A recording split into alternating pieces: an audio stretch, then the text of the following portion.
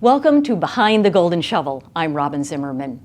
In this edition, we will travel to 4 counties in the Low Country to meet 4 businesses that are improving the quality of life in our area by manufacturing sustainable products.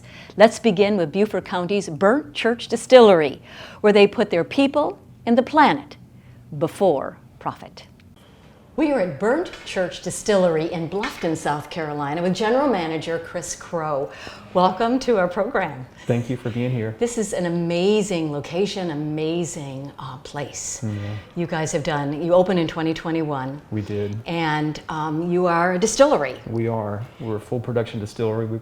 We distill 3 vodkas, 4 gins, 5 moonshines, 5 whiskeys, and a lot going on. And so the brothers, Watterson, yes, that had the vision for this distillery, it's really been evolving over these years, hasn't it? And yes, it has. It's been quite a journey, and it's fun to be here now, today, in full production and growing the company. And the process of distilling is very complicated, and what we're going to do in a moment is connect the distillery with South Carolina oak to barrel and talk about that relationship between the two industries, the two businesses. So would you kind of review a little bit about distilling and the process, particularly the distilling of the whiskeys, the bourbons that go into the oak barrels? Yes. So typically when you talk about distilling, it's 5 different components. It's milling, and then mashing, and then fermentation, and distillation, and maturation or aging. And so the aging part is where the barrel comes into play.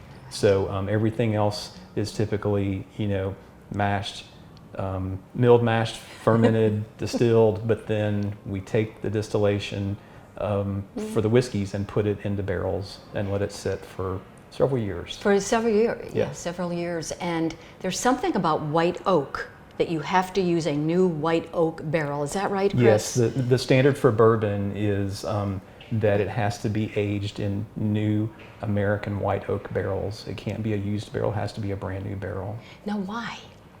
That's just a standard that the government, came up with. It was pretty much widely accepted in terms of that's how you produced bourbon.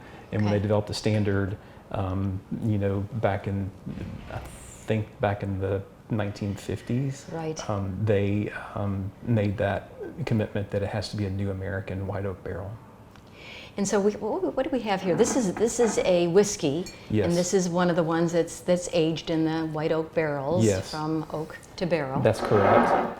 And it must give it a very distinctive flavor, doesn't it? It does. I mean, it's the quality of the barrel is important from a quality of the product. Right. And so what I like about this product in particular is that we were able to source the grain from South Carolina as well. And so when we started distilling that late last year, we were able to put it into some barrels that are South Carolina barrels as well. And so in a few years, we'll actually have a product in bottles that is a complete South Carolina product from start to finish. Now, how did you find out about oak to barrel? How did that relationship begin? It was interesting. They actually, when we opened for business last year, they actually brought, they built a barrel.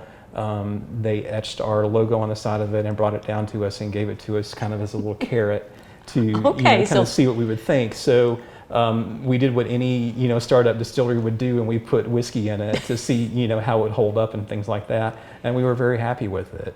And so when we were trying to develop a long-term commitment and relationship with a company to provide us with barrels, they were a natural first step. Perfect. And then when you finish with the barrels, you actually do some other things with them. We like get honey creative. We get creative with them again. So we'll do things like we'll give those barrels to honey producers, maple syrup producers, and they'll age honey or maple syrup in it. And then the key for us though is that we want that barrel back, because what we'll then do is we'll put whiskey in it again that's aged and further age it in that used barrel, and it takes on some of the flavor of what was in the barrel previously. In conclusion, that relationship, again, that you have with oak to barrel, it's the homegrown South Carolina entrepreneurs, businesses that have come together in this partnership. It's very exciting. That is correct. That is correct. We we're committed to using grain from South Carolina as much as possible, and it's just it's an extra, it's a bonus for us to be able to say that we also use barrels from South Carolina as well. So very good. It's a good partnership. Very good. Chris Crowe with Burnt Church Distillery in Bluffton, South Carolina. Burnt Church Distillery has a unique partnership with another locally grown company in Bamberg County, SC Oak to Barrel. Next, we will talk with David Hutto, the GM.